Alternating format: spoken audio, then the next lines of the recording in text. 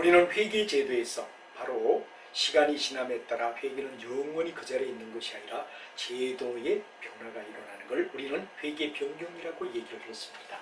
그럼 일반적으로 우리가 봤을 때 회계 변경에는 정책의 변경이 있습니다. 두 번째는 추정의 변경이 있습니다. 세 번째는 실체의 변경이 있다 하는 이야기가 세 가지가 가장 중요한 회계 변경의 중요한 이야기가 될 것 같습니다. 예를 들어 우리가 회계 정책의 변경이다 그런 얘기는 뭐가 되느냐 그러면 지금까지 적용하던 어떤 정책을 다른 정책으로 바꾼다는 이야기가 되는 겁니다.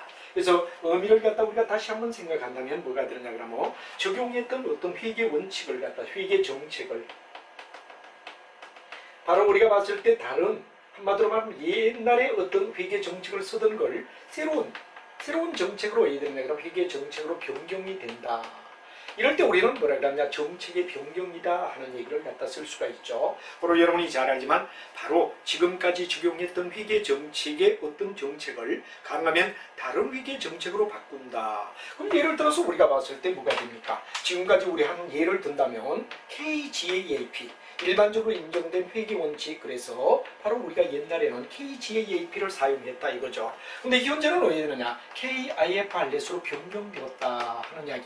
이런 것들은 뭐가 되느냐 그럼 바로 정책의 변경이라고 우리가 말할 수가 있다 그런 얘기가 되죠. 그래서 지금까지 쓰던 어떤 정책을 다른 정책으로 변경될 때 우리가 일반적으로 봤을 때 얘기하는 이야기가 되고 그 다음에 만약에 일반적으로 인정되지 않는 것 가운데서 어떤 일반되는 인정되지 않는 데서 인정된 거로 아주 중요한 예시를 갖다 우리가 보면은 이런 데죠. 인정이 안 되다가 인정이 되는 원칙으로 이동한다 이런 경우가 있겠죠. 예를 들어 우리가 봤을 때 상장이 되지 않을 때는 기업이 상장되지 않을 때는 우리가 일반적으로 봤을 때 어떻게 되느냐 KIFRS나 GAAP를 갖다 쓰지 않았다 이거죠. 이러다 일반적으로 인정된 회계 원칙으로 어떻게 되느냐 그러면 변경했다. 이거는 거의 대다수가 비상장일 때 어떻게 되느냐 그러면 일반적인 걸 쓰다가 상장이 되었다. 그럴 때는 우리가 상장은 주식을 발행하는 거죠. 이렇게 될 때 우리는 뭐라고 하냐 그러면 바로 이거는 일종의 하나의 정책의 변경이 아니라 반드시 알아둬야 되는 게 뭐냐 그러면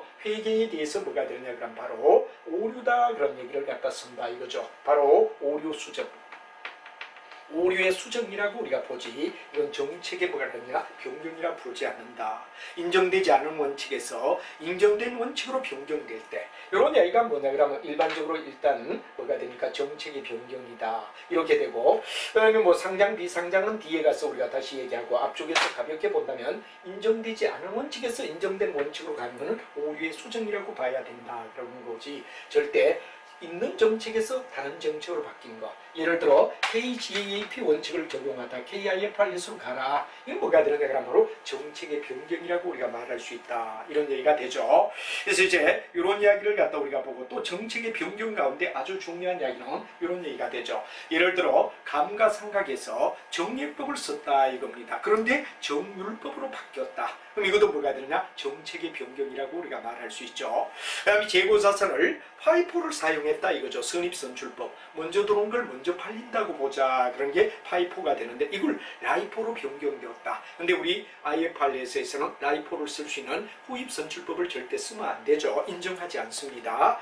그 다음에 투자 유가증권을 평가할 때는 사올 때 가격이 얼마냐의 기준을 갖다 둔다 그러면 원가법이라고 우리가 부르죠. 근데 만약에 시가 이하여 지분법이다 이럴 때는 시가 이하여 우리가 나타낼 때를 우리는 바로 이것도 하나의 정책의 변경이라고 얘기할 수 있죠. 그 다음에 수익을 인식할 때 회수 기준이다 그럴 때 보통 이제 할부 판매에서 회수 기준을 많이 썼죠. 그러나 현재는 판매 기준으로 간다 하는 이야기가 되죠. 이렇게 우리가 될 때 뭐가 되느냐 그러면 바로 우리가 잘 알고 있는 뭐가 되느냐 그러면 하나의 뭐가 됩니까? 정책의 변경의 예라고 우리가 말할 수 있다 하는 이야기를 여러분이 머릿속에 알아두면 됩니다. 그 다음에 이제 두 번째 이야기는 추정의 변경이라는 말이 나옵니다. 추정의 변경은 어떤 걸 얘기하느냐 그런데 바로 회계의 추정치를 변경한다 이거죠. 회계의 추정치를 변경한다.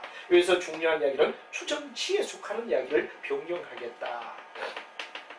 예를 들어 추정치를 변경한다 그럴 땐 뭐가 되느냐 그러면 바로 예를 들어서 우리가 일반적으로 봤을 때 대손율을 2%에서 1%로 왜? 뭐 여러 가지 경기 변동에 의하여 경기가 좋아졌다 그럴 땐 대손율을 낮춰도 되는 거죠. 그 다음에 감가상각이나 만약에 잔존가치의 내용 연수가 만약에 변경되었다 그럴 때 20년을 갖다 보던 걸 30년으로 늘어났다. 이럴 때 이건 뭐가 되느냐 그럼 바로 추정의 변경이라고 우리가 봐야 되겠죠. 그 다음에 무형자산은 통상 20년 상각을 하는데 이게 예를 들어 가치의 흐름이 너무 빨라서 10년 만에 해야 된다든가 이래 될 때는 상각기간의 변경이라고 우리가 봐야 되겠죠. 그 다음에 우리가 제품을 냈을 때 그 제품에 대한 보증, 이 보증을 갖다 썼는데 예상 보증에 대한 비용이 만약에 변경된다 이럴 때, 또 광산물에서 채공하는 뭐가 되느냐 그러면 광산물이 한 20년 매장인데 예를 들어 30년 동안 더 캘 수 있다, 이렇게 추정의 변경이 있는 거, 이런 것들은 전부 다 추정의 변경 예가 된다 하는 예를 여러분이 꼭 알아둬야 됩니다. 그리고 아주 중요한 이야기는 이런 추정의 변경 가운데서 조심해야 될 이야기는 뭐가 되느냐 그러면 아예 추정을 할 때 고의적인 누락이 있었다 이거죠. 고의적 누락. 만약에 어떤 추정 문제에서 당시 이용 가능한 정보를 고의적으로 일부러 누락해서 이런 걸 일으켰다. 예를 들어서 어떤 사실을 갖다가 예를 들어 왜곡해서 만약에 썼다. 이럴 때는 이건 뭐가 되느냐 그러면 추정의 변경이 아니라 의도적으로 우리가 됐을 때 이건 바로 회계의 오류의 수정이라고 우리가 봐야 된다. 회계의 오류에 뭐가 되느냐 그러면 수정이라고 봐야 된다는 이야기가 중요한 이야기가 되지, 추정의 변경으로 봐서는 안 된다 하는 이야기 아주 중요합니다. 어떤 사실이 있는 걸 알면서도 고의적으로 누락을 해서 나중에 바꿔야 된다 이럴 때는 바로 추정의 변경이 아니라 뭐가 되느냐 그러면 오류의 수정이라고 우리가 불러줘야 된다는 이야기, 이걸 여러분 알아두면 된다는 얘기로 정리가 되겠습니다. 그 다음에 이제 실체 변경이다 이럴 때 실체 변경은 바로 어느 회사냐 의미를 우리가 본다 그러면 바로 대상을 얘기하는 거죠.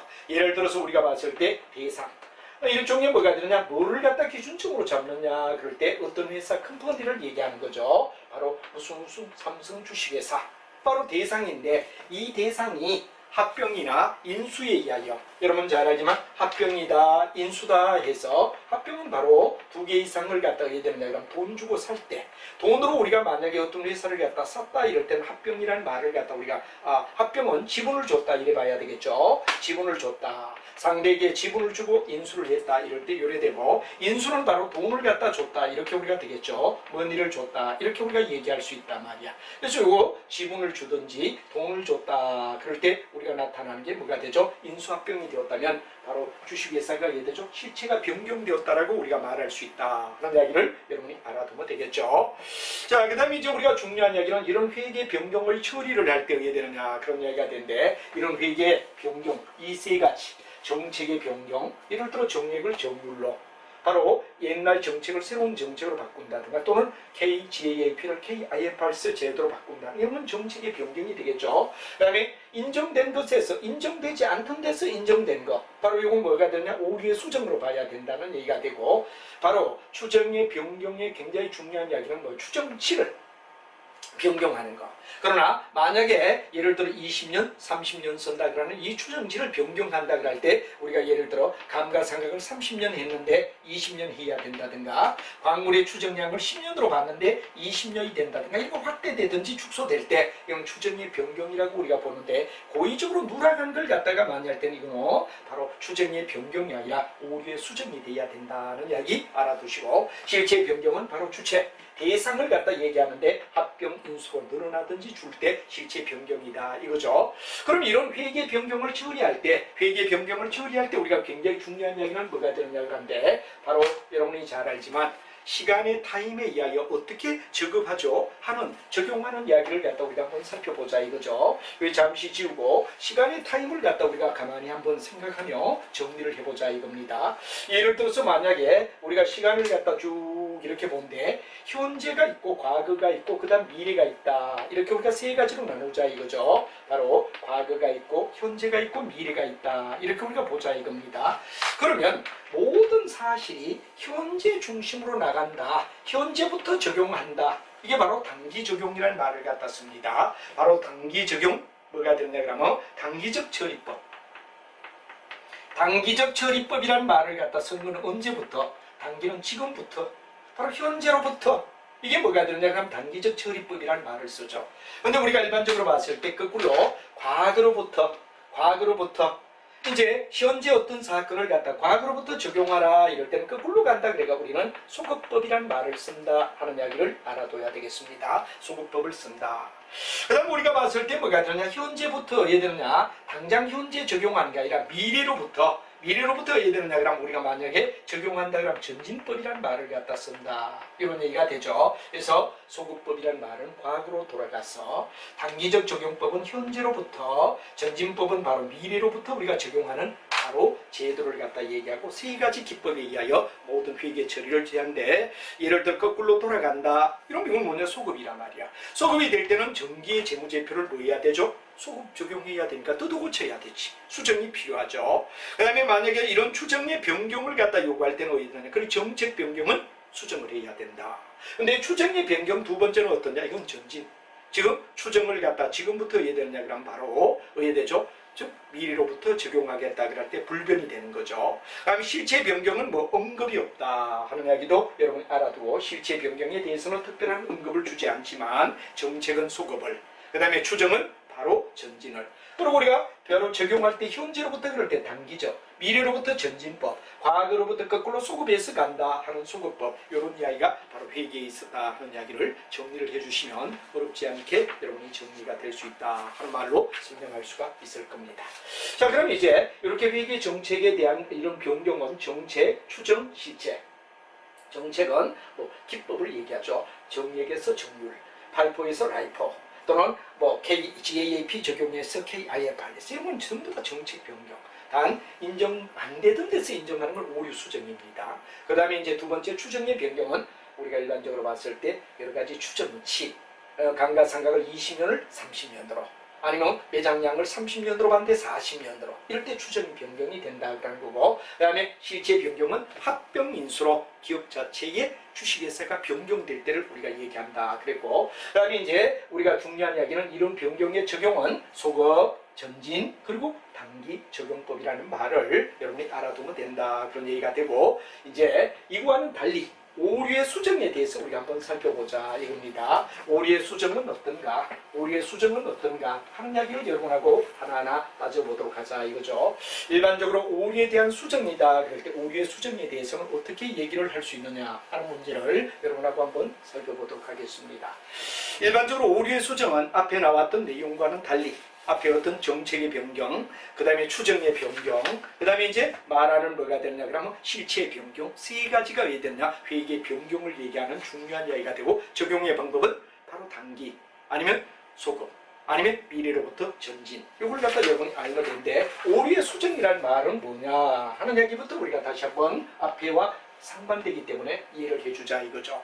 이건 바로 여러분 잘 알지만 뭐가 되느냐, 재무제표상에 일어나는 여러 가지 오류가 발견됐다. 뭐 여러 가지 오류가 있을 수 있죠. 뭐 계산을 잘못했다든가, 또는 여러 가지 적용하는 계정을 잘못했다든가, 전부 다 오류의 잘못이란 말이야. 그럼 이게 정기의 손익에 대하여 잘못된 거가 있다 이럴 때는 2월 잉여금을 갖다 우리가 해야 된다 그러면 바로 여기는 이미 적용이 돼버렸죠. 왜? 오류가 있더라도 이미 시간이 지나니까 2월 잉여금은 정기분은 이미 정리가 돼버렸단 말이야. 그래서 이렇게 처리할 수가 없어. 2월 잉여금에 처리하기는 어렵지. 왜? 이미 지난 2월 잉여금은 어떻죠? 오류가 일어났단 말이야. 그러면 적용 못하면 뭐가 되냐? 근데 여기서 아주 중요한 거, 전기 오류 수정 이익.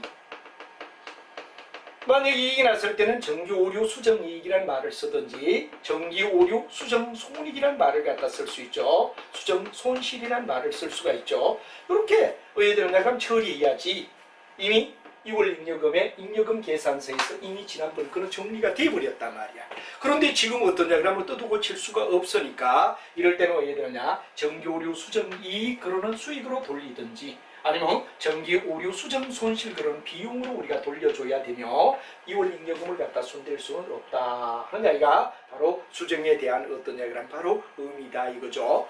그럼 이런 수정이 만약에 예를 들어서 유형은 어떤 거냐, 우리 측에 잘 이야기가 되어 있습니다. 예를 들어 회계 바로 적용하는 원칙이, 원래는 발생주의를 갖다 현실적으로 원칙을 잡아야 되는데 현금주의로 봤다. 현금이 들어오고 나가는 걸 중심적으로 잡는다 그러면 그는 현금주의가 되겠죠. 그러나 발생된 원인을 기준적으로 잡는다는 발생주의가 돼야 되는데 현금주의가 되었다. 그럼 이건 뭐가 되느냐?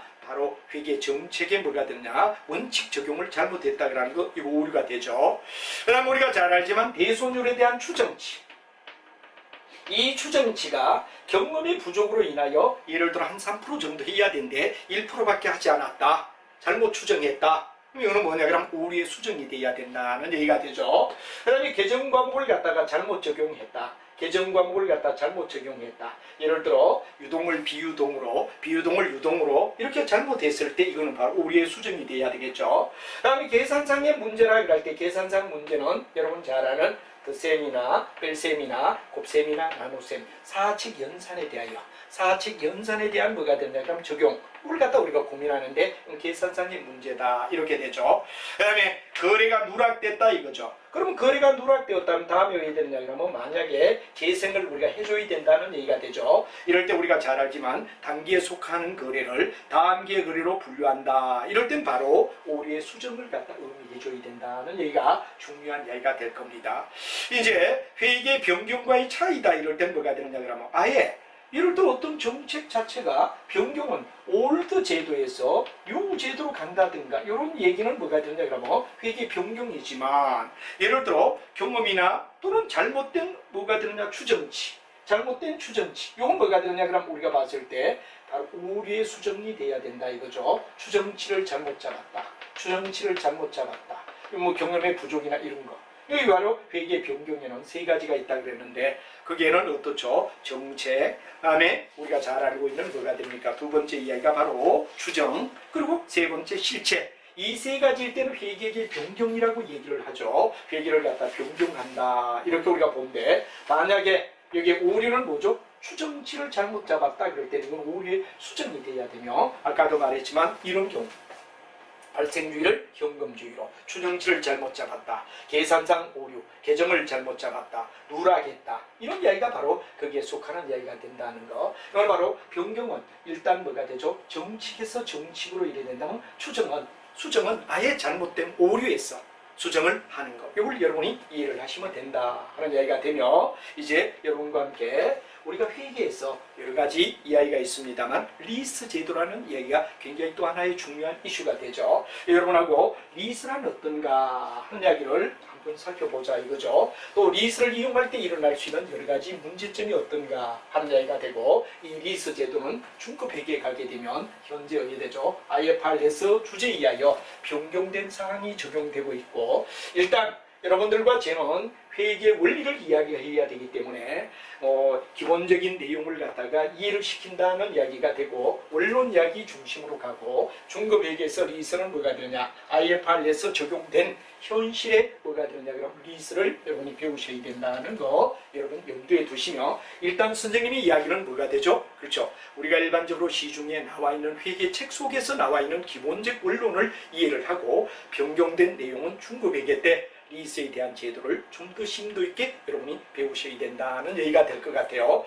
그럼 일반적으로 우리가 봤을 때 뭐가 되느냐, 그런데 이 내용 속에서 리스란 말의 뜻이 뭐냐 하는 문제가 중요한 이야기가 됩니다. 리스는 원래 개념은 빌려주고 바로 수수료를 받는다, 이게 뭐가 되느냐, 그럼 리스의 의미가 되겠어요. 리스의 원래 뜻은 만약에 고가의 물품을 갖다가 자기가 사서 빌려준다 이거죠. 그래서 빌려주고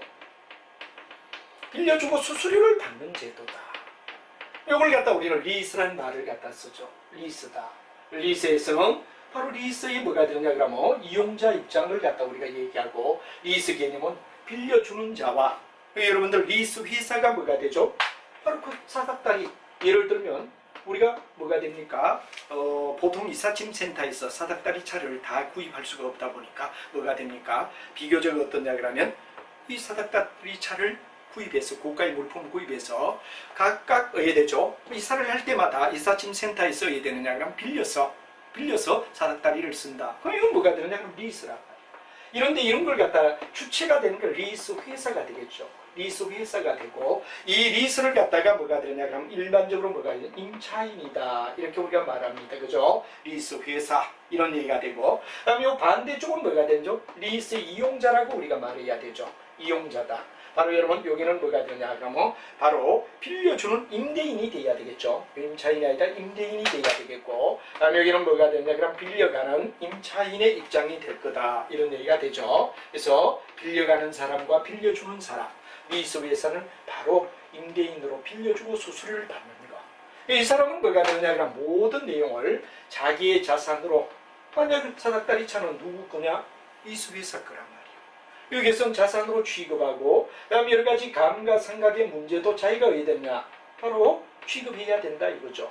그리고 여기서 이제 받는 게 뭐가 됐냐? 수수료를 갖다가 받는다는 얘기가 상대로부터 수수료를 받는 이런 제도를 자기 중심으로 한다 이거죠. 그러나 리스를 이용하는 자 입장은 뭐가 되느냐? 그럼 바로 비용으로 처리해야 된다 이거죠. 리스료를 비용으로 처리한다. 그리고 이 사람은 감가상각할 이유가 없죠. 감가상각할 이유가 없다 이거지. 왜? 빌려서 돌려주면 되니까.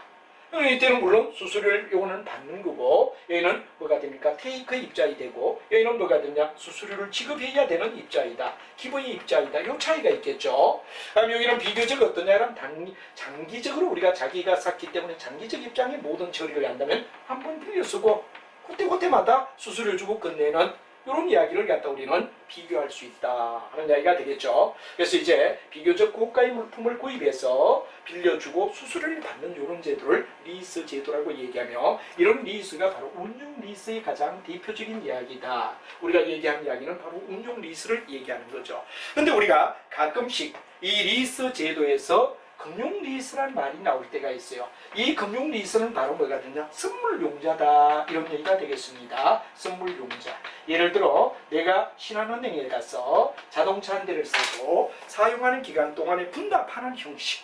이게 뭐가 되느냐? 그러면 선물용자를 얘기하는 금융 리스를 얘기하고, 통상 위에 말한 리스는 운용 리스. 아까 바로 빌려주는 회사와 빌려가서 사용하는 사람, 이런 이야기의 관계를 우리가 얘기한다 하는 이야기를 드리며, 우리는 바로 이런 제도의 리스가 어떤 점이 중요하고 리스 금융이 어떤가 하는 이야기를 갖다 이제 심도 있게 우리가 한번 좀 따져볼 필요가 있다는 얘기로 설명을 드릴 수가 있겠습니다. 자, 이와 같이 우리는 리스는 두 가지 제도, 쉽게 얘기해서 뭐가 되느냐 그러면 여러 가지 장비를 구입해서 고가의 물품을 빌려주고 수수료 받는 이런 리스를 우리는 운용 리스라고 얘기를 하죠. 비교적 우리는 운용 리스를 갖다가 많이 취급하고 있고, 금융 리스는 아까도 말했지만 우리는 뭐가 되느냐, 일반적으로 내가 자동차를 구입할 때 선물용자에 속하는 게 바로 금융 리스에 속하는 영역이다. 이렇게 우리가 돼서 이 내용을 여러분이 정확히 이해를 하고, 그 다음에 일반적으로 운용 리스에서 리스 회사는 임대인의 역할이 되며, 여기는 자기의 자산으로 처리하고 감가상각을 반드시 그 물건에 대하여 하며 수수료를 받는 이야기가 되며 장기적 입장이다. 이렇게 우리가 말하죠. 근데 만약에 임시로 필요해서 빌려 쓰고 수수료를 주는 입장은 뭐가 되냐? 리스 이용자를 임차인이라고 얘기를 하는데, 생각이 안 날 때는 여러분들 뭐 이삿짐 센터에 고가 사닥다리 이런 걸 직접 이삿짐 센터마다 구하기는 어려우니까 빌리기 시작한데, 바로 이때 빌려주는 사람을 우리 리스 회사, 빌려 사용하는 뭐가 되냐? 이삿짐 센터는 뭐냐? 리스 이용자가 된다고, 임차인이 된다. 이래 되죠. 그래서 이 사람 입장은 비용으로 처리하고 감가상각을 갖다 하지 않지, 수수료를 주지. 그리고 한 번에 끝나는 단기적 개념을 가지고 빌렸을 때만 왜 되죠? 쓰고 끝난다는 얘기가 되죠. 그런데 이 리스 이용자 입장에서 어떤 문제가 있느냐, 그런 얘기가 이제 중요한 얘기가 되는데, 리스 이용자는 그렇죠, 우리가 어떤 점에서 이용자가 유리하냐, 요거부터 우리가 한번 살펴보자 이겁니다. 리스 개념 속에서 바로 리스 회사와 리스 이용자인 임차인, 임대인의 관계로 수수료를 받고 계약을 맺는다 하는, 바로 우리가 운용 리스를 먼저, 오퍼레이팅 리스를 먼저 얘기를 하고 있다 이거죠. 그럼 여기서 굉장히 중요한 이야기는, 리스는 실제로 직접 자기가 구입하지 않더라도 뭐가 됩니까? 바로 우리가 일반적으로 봤을 때 소액으로 직접 다 구입한다면 엄청난 비용이 들지만 수수료만 주면 된다 하는 이야기에서 바로 많은 자금이 필요하지 않다 하는 점이 좋죠. 그리고 두 번째는 필요한 자산을 필요한 기간 동안만 빌려 쓴다. 그래서 나중에 자산이 진부화되는 것, 한마디로 말하면 가치가 우리가 떨어지는 걸 갖다 해야 된다 말입니까? 바로 막아준다. 예를 들어 자기가 만약에 어떤 기계를 직접 구입해서 사용하고 그냥 대기시킨다면 자산이 진부화가 될 텐데, 이런 진부화 위험을 회피할 수 있다 하는 말이 되겠죠.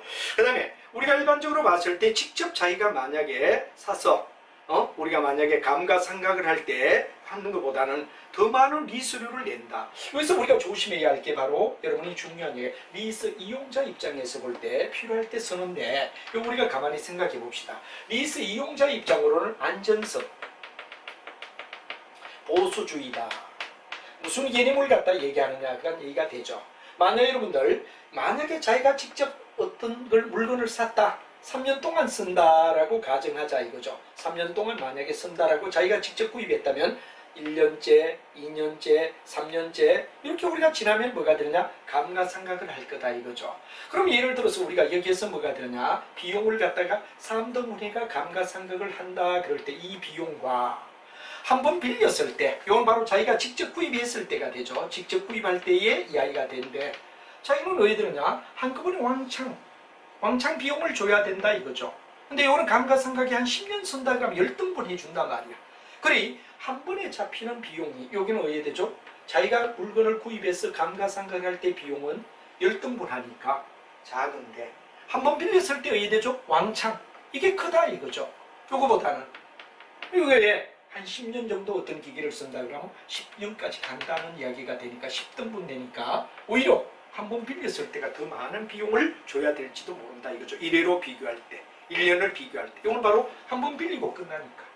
예를 들어 1000만 원짜리 기계다. 그런데 이게 만약 예를 들어 한 200만 원 주고 해야 되느냐 그러면 구입했다. 1000만 원짜리를 갖다 우리가 10년 동안 감가상각하면 이건 100만 원이란 말이야. 뭐 극단적으로 1년에 100만 원이 되기는 한 번만 쓰고 끝나니까 200만 원이란 말이야. 그럼 우리가 비용이 이쪽이 많아진단 말이야. 이쪽으로 볼 때. 비용이 여기는 적죠. 비용이 적은데 반할 비용이 많아져. 왜? 한번 일회용에 속하니까 금액은 클 거라 이거죠. 이건 10년 동안 나누니까 아무래도 적을 거다 이거지. 그래서 이쪽에 비용이 크면 뭐가 되느냐? 우리가 잘 알지만 순이익은 어떻게 되죠? 순이익은 작아진다 이거죠. 아무래도 한꺼번에 빌리는 비용이 크다 보니까 얘는 10년간 나누다 보니까 왜 되느냐? 요거에 비해서는 작다 이거죠. 작다 이거죠. 이거보다는 작다 비교하면 이쪽이 훨씬 크다 이거지. 빌리는 쪽이 직접 사는 것보다 크다. 순이익이 크면 어디에 작아지면 법인세가 작아진다 이거죠. 세금을 적게 내는 게 뭐가 되죠? 절세를 하자 이거죠. 탈세를 하자는 얘기가 아니라 세금을 적게 내는 절세를 취하는데 바로 자기가 빌려 쓰는 게 리스를 이용하는 게 훨씬 더 왜? 한 번에 큰 돈을 주더라도 매년 나눠서 10년 동안 기계를 감가상각하는 것보다는 크지만 대신 세금을 적게 낸다 이거지. 세금을. 왜? 비용이 크니까 순이익이 작아지고 순이익이 작아지니까 법인세는 우리가 작게 낼 거 아니냐. 그래 기계를 사는 것보다는 오히려 바로 운용 리스를 이용하는 것이 세금을 어떻게 되죠? 적게 내게 하는 하나의 방법이다. 그렇죠. 이건 10년 동안 지가 산다면 10년 감가상각해야 돼. 이건 일회용으로 끝난단 말이야. 그러니까 훨씬 더 얘기가 크게 치워져. 비용이 크니까 순이익은 적어지지. 순이익이 적으면 세금을 적게 낸다. 이런 얘기가 될 거 아니냐 이거죠. 이걸 바로 여러분들이 알아둬야 되는 게 굉장히 중요한 이야기다 하는 이야기로 금융리스에 대한 이야기를 우리가 비교할 수 있습니다. 빌려주는 회사와 빌려가는 사람. 빌려가는 사람은 안전성 보수주의라는 입장에서 왜? 한꺼번에 비용을 때리니까 많이 잡힌다 이거죠. 자기가 기계를 사면은 이게 균등하니까 아무래도 이거보다는 이게 쪽이 크다 이거지. 그러면 순이익은 자연적으로 어떻게 되느냐 그러면 작아지고 순이익이 작아지니까 법인세를 절세할 수 있지 않느냐 하는 게 바로 리스를 이용하는 운용 리스자의 대의를 받는 사람 입장에서는 세금을 많이 내지 않아도 되는 왜?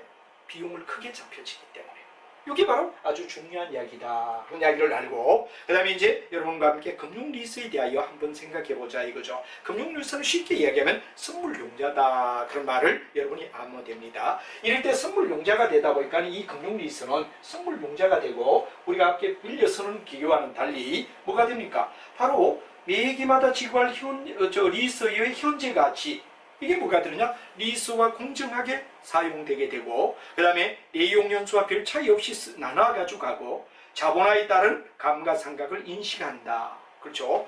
쉽게 얘기하면 자동차를 내가 2천만 원 줬는데 3년을 쓴다면 36개월 분납하는 형식으로 어떻게 됩니까? 아예 목돈을 주고 나는 매달 어떻게 되죠? 그렇죠? 36개월 동안 분납해서 선물용자 하는 이야기가 되니까 이건 바로 자본화.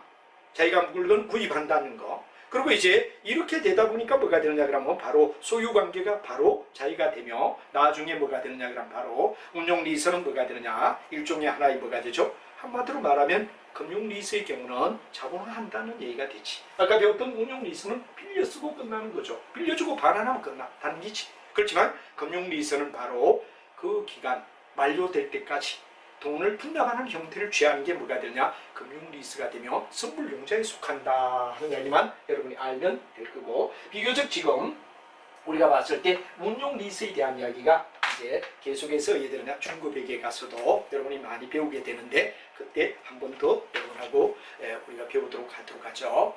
자, 그 다음 우리가 중요한 이야기는 뭐가 되느냐 그러면 바로 연결재무제표다 그런 이야기를 우리가 씁니다. 연결재무제표다 한 말을 쓰는데 연결재무제표가 어떤가 하는 문제를 우리가 한번 살펴보자 이겁니다.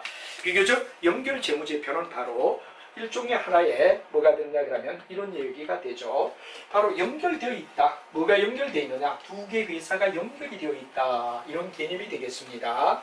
그래서 옛날에는 결합재무제표까지 있었는데 그때는 바로 본점과 지점의 관계, 본점과 지점의 관계로서 한 회사를 갖다가 어디 됐냐 그러면 그룹화할 때를 그룹화, 삼성그룹 뭐 이렇게 됐을 때 여러 개를 개요로 하는 걸 갖다 우리는 바로 뭐라 그러냐 결합재무제표라고 얘기를 했는데 결합재무제표는 현재 우리가 인정하지 않고 연결재무제표만 인정하고 있다는 얘기를 여러분이 알아둬야 됩니다. 예를 들어 옛날 바로 우리가 KGAAP를 사용할 때 바로 KIFRS를 쓰기 전에는 바로 뭐가 되느냐 그러면 계열화된 여러 개 회사들 이걸 갖다 우리는 전체를 갖다 나타내는 걸 바로 여러분들 잘 아는 뭐가 되느냐 바로 결합재무제표라고 얘기를 했죠. 근데 지금은 그 부위는 인정 계열화된 거는 바로 IFRS는 인정하지 않는다. 그리고 지금은 뭐냐 연결재무제표만 생각을 해야 되는데 여기 우리가 결합재무제표 현재는 뭐가 되느냐 이건 바로 계열이 되죠. 계열사를 갖다 우리가 같이 묶어주는 걸 갖다 얘기했는데 이거는 현재 없어지게 되었다. 그리고 현재 남은 거는 연결재무제표를 우리가 쓰게 밖에 하지 않는다. 그럼 연결재무제표는 어떤 거냐? 여기 결합재무제표는 KIFRS에서는 현재 계열화된 이야기는 삭제하고 연결재무제표만 썼는데 이건 어떠냐? 엄마 회사, 아들 회사, 손자 회사. 여러분들이 잘 알지만 뭐가 됩니까? 이렇게 될 때 우리는 일반적으로 꼰재론이라고 얘기를 하죠. 일반적으로 여기 있는 회사를 갖다 모회사다. 그다음 여기 있는 회사를 갖다 우리는 자회사다. 그래서 엄마 회사, 아들 회사, 손자 회사다. 이렇게 우리가 가지를 갖다 뻗어나가는 형태를 갖다 우리가 취했던 거. 여러분들 이게 뭐가 되느냐? 바로 꼰재론이다. 그럼 엄마 회사가 아들 회사를 갖다 어떻게 되느냐? 여기는 뭐 친족이 있겠어요? 자본으로 지배하는 수밖에 없단 말이야. 그래서 일반적으로 봤을 때 지배권을 갖는다. 회사에 대한 지배권을 가질 때 우리는 뭐가 되느냐? 바로 연결재무제표를 우리가 얘기한다. 여러 개 계열 그룹을 이렇게 이끌어주는 거 옛날에 이건 뭐였느냐? 그럼 결합이라고 얘기를 했죠. 결합인데 이건 없어졌다. 현재는 요거다. 요것만 알아두면 되죠. 여러 개 계열사. 여러 개 계열사. 회사가 국내에 있는 여러 개 계열사를 갖다 어디 되느냐? 묶어두는 형태. 이런 걸 갖다 우리는 결합이라고 그랬지만 현재는 없고 연결재무제표만 얘기하는데 엄마 회사, 아들 회사, 손자 회사가 될 땐 지배권이다. 또는 아니면 이자나 뭐가 되냐 그러면 수익을 갖다 얻기 위한 거. 이자나 수익이 목적이 되며 타 회사를 지배하기 위해서 엄마 회사가 아들 회사의 지분을 20% 가졌다. 그럼 아들 회사의 이익 부는 거에 어디 되죠? 20%는 바로 연결된 회사 속에 이익이 날 만큼은 뭐가 되죠? 항상 자기가 보상을 받는 이런 소위 지배권 내지 이익과 수익을 갖다가 얻기 위하여 연결된 걸 연결재무제표라고 불러준다 하는 말이 되죠. 그래서 이제 법적 독립성은 있습니다. 엄마 회사나 아들 회사나 법적 독립성은 있다 하는 게 첫 번째 이야기가 되죠. 법적 독립성은 있다. 이 법적 독립성은 존재하지만 경제적 독립성은 있느냐? 경제적 독립성은 없다. 경제적 독립성은 상실한다. 이게 바로 아주 특징이 되겠어요. 그래서 우리가 중요한 이야기는 법적으로는 독립적이지만 경제적으로 왜 되느냐 그러면 서로가 유기적인 관계를 가지고 독립성을 가지지 못할 때 연결재무상태표, 포괄손익계산서 포괄재무상태표가 나타나게 된다 하는 이야기가 되고, 그다음 이제 나중에 여러 가지 우리가 봤을 때 연결재무상태표, 포괄손익계산서 요 두 가지를 우리는 만들게 된다 하는 얘기를 여러분이 알고 더 구체적인 이야기들은 중급회계에 갔을 때 처리하는 방안을 여러분이 알아두고 여기는 기본적인 내용을 이해하시면 된다는 이야기로 여러분에게 설명할 수가 있었습니다.